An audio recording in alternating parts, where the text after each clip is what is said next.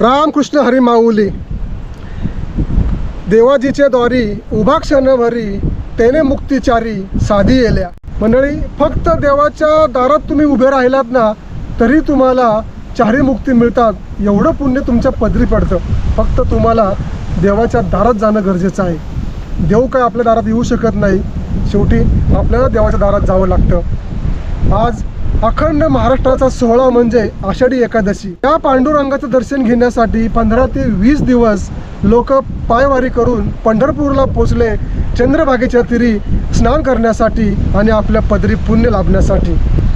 पांडुरंगाचं दर्शन घ्यायला 18 तास लागतात. आत्ता तर जवळजवळ 30 तास झाले लाईनमध्ये लोक उभी आहेत. का तर त्या पांडुरंगाचं दर्शन घ्यायचं आहे, त्या विठुरायाला डोळे भरून पाहायचं आहे. पंढरपूरला जाणं काही आपल्याला शक्य झाले नाही. आपण इथूनच पांडुरंगाला नमस्कार करू. पण या आषाढी एकादशीच्या दिवशी एक पावन काम झालेलं आहे. ते म्हणजे काही दिवसापूर्वी आपण लोकांना जो व्हिडिओ दाखवला होता, ज्या घरी लोकांना अक्षरशः घरामध्ये थेंब थेंब पाणी येत होतं पावसाचं, त्या लोकांना राहायला अडचण होती. त्या अडचणी लोकांना मी जगासमोर दाखवल्या आणि त्याला रिस्पॉन्स म्हणून काही लोकांनी हात पुढं केले आणि ते मदतीचे हात घेऊन मी आलेलो आहे. आज खरंच मी धन्य झालो. त्या पांडुरंग चरणी नतमस्तक होतो आणि त्यांचे आभारही मानतो. कारण या पवित्र पावन दिवशी पांडुरंगाने या लोकांची सेवा माझ्या हातून करून घेतली असं मला वाटतं. प्रत्येकाच्या नशिबी हे भाग्य येत नाही. साक्षात मला पांडुरंगाने ह्या लोकांच्या सेवेसाठी पाठवले असं मला वाटतंय आणि त्या लोकांसाठी जी मदत आहे ती आपण घेऊन निघालेलो आहे. या ठिकाणी त्या राजगड किल्ल्याच्या पायथ्याशी पाली नावाच्या छोट्याशा गावात ओढ्याच्या बाजूला 7 घरांची वस्ती आहे. त्या ठिकाणी लोक राहतात आणि त्या लोकांना मदतीचा हात घेऊन आलोय आणि तेही आज आषाढी एकादशीच्या मंगल पवित्र पावन दिवशी. पांडुरंगा, धन्य तुझी लीला.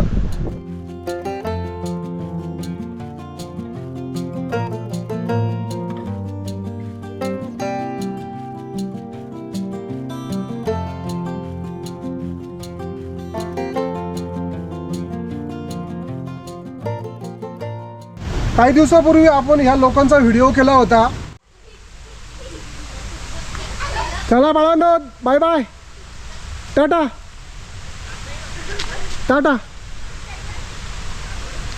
गेली मुळे काय त्यांच्या हातात 20 रुपयाची नोट दिली पण एवढे खुश झाले. पण एवढं मला गोष्ट त्यांची आवडली की त्यांना शाळेची आवड आहे आणि खरंच त्यांच्या त्या हुशारीवरूनच कळलं. कारण त्यांनी छानपैकी जी गाणी म्हणली ना, ती गाणी एकदम माझ्या हृदयामध्ये कोरली गेली. आत्तापर्यंत एवढे व्हिडिओ केले ना, त्या सगळ्यात हृदयस्पर्शी व्हिडिओ वाटला मला. म्हणजे अक्षरशः मनाला भावलेला व्हिडिओ आहे. आपण नक्की पुन्हा येऊ आणि ह्यांना काहीतरी मदत 100% मिळवून देऊया. हे लोक अक्षरशः पावसामध्ये राहतात, खाली चिखल आहे, त्यांच्या घरात पाणी येतं तरी पण त्या ठिकाणी ते झोपतात, राहतात, स्वयंपाक करतात. ही 7 कुटुंब आहेत आणि ह्या 7 कुटुंबाचं मी दुःख लोकांसमोर मांडलं होतं. त्यानुसार काही लोकांचे हात पुढे आले आणि ह्या लोकांना आपण मदत घेऊन आलेलो आहोत. त्या लोकांसाठी 1 महिना पुरेल एवढा किराणा माल आणि काही ब्लँकेट्स वगैरे आपण त्यांना देणार आहोत. हा किराणा माल ज्या लोकांनी आपल्याला ह्यांच्यापर्यंत पोचवायला सांगितला आहे ते आहेत आपले महेश ठाकर, नवी मुंबई खारघर येथून.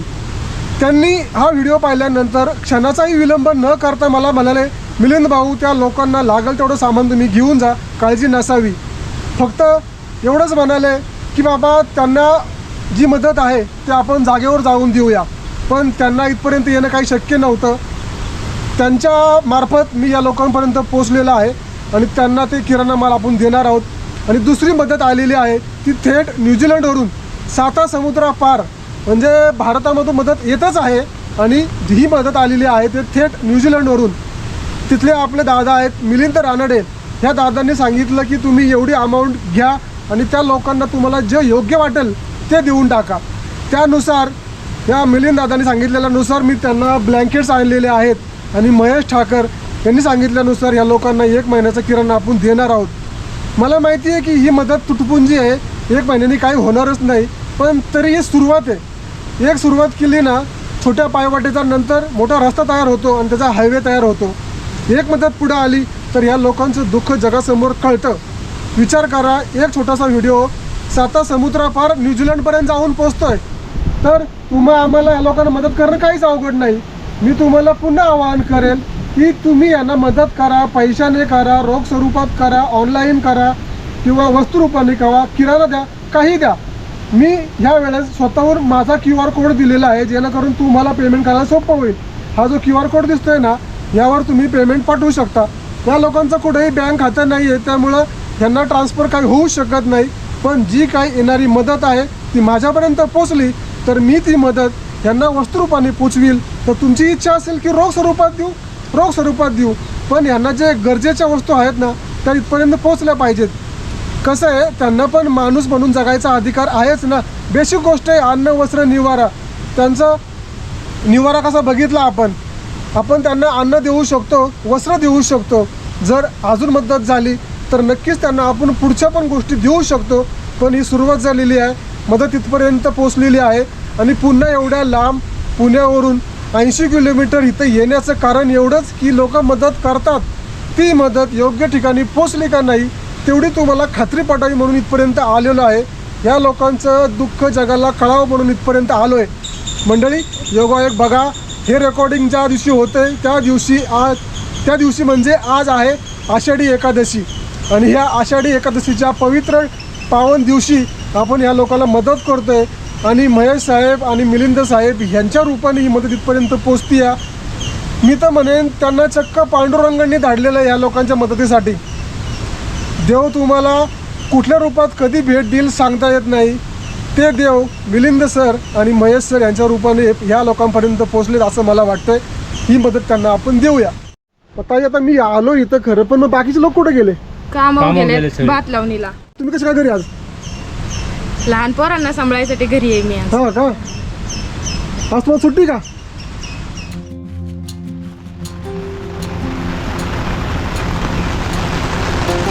बरं झालं.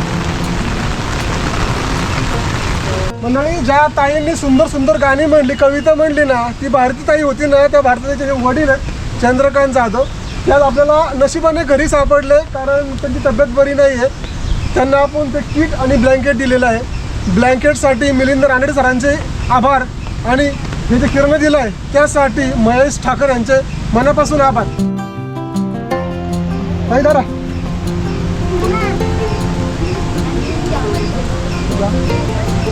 तुमचं नाव सांगितलं नाही तुम्हाला?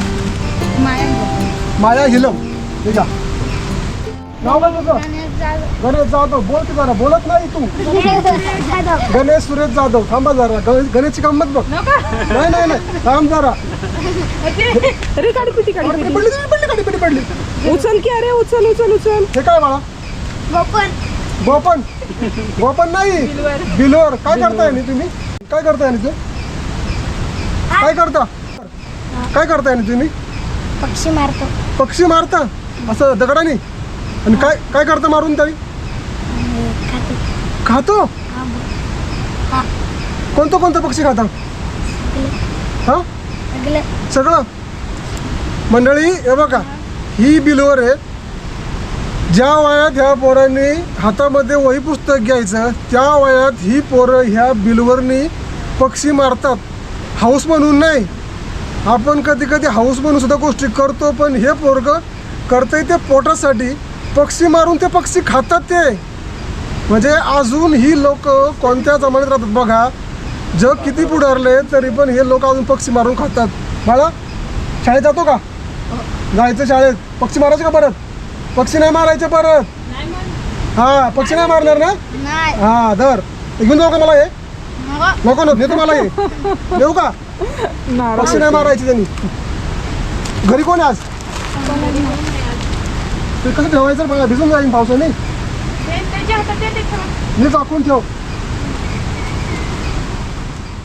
मंडळी, परवा आपण आलो होतो ना तेव्हा हा कूड चांगला होता.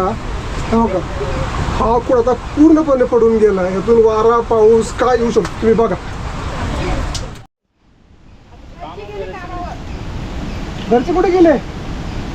कामावर गेले. तू काय करतो घरी? सुट्टी का आज? जर ठीक आहे, तुला आवडणार नाही. चल घरात तुझ्या. चला,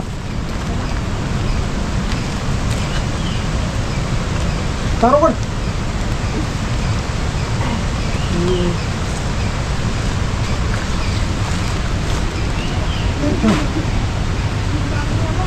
मंडळी बरीच लोक आहेत ना आज कामानिमित्त भात लावायला गावाला भात लावायला बाहेर गेलेले आहेत. त्यामुळं ते मोठी माणसं काही सापडली नाहीत, पण जेवढी लहान मुलं आहेत ना त्यांच्याकडे आपण हा किराणा आणि ब्लँकेट दिलेला आहे.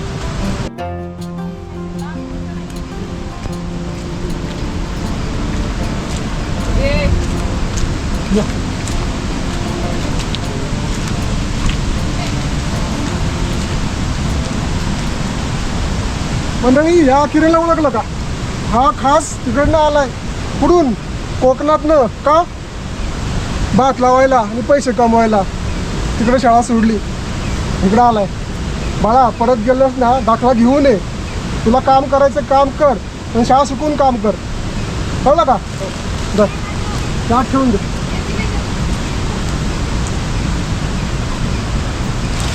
आवडतं का तुला?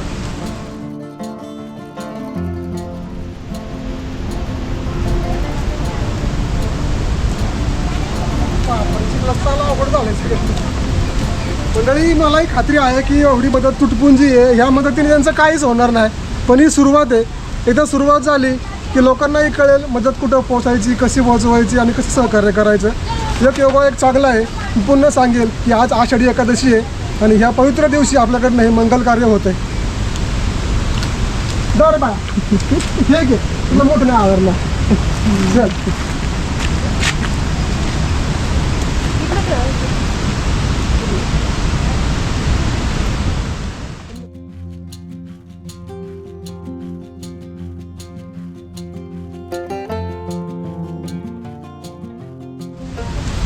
काय की छोटी, तुझं नाव काय? छोटी नाही तर छोटा आहे. छोटा आहे का हा? छोट्या नाव काय? नाव सांग, नाव सांग. जाधव. सागर. प्रवीण जाधव. बोल की. लास्ट आहे पोरग. सागर आहे. घरचे कुठे गेले आज? घरात नाही कोण? सगळे कामाला गेल्यामुळे प्रॉब्लेम झालाय. पण जी जरी कामाला गेली तरी घरी छोटी मुलं आहेत, त्यांच्याकडे आपण मदत दिलेली आहे. ठेवा तिथे ठेवा. भोपला त्याला आला खोकला, खोकून खोकून टाकला, पटकन फुटला.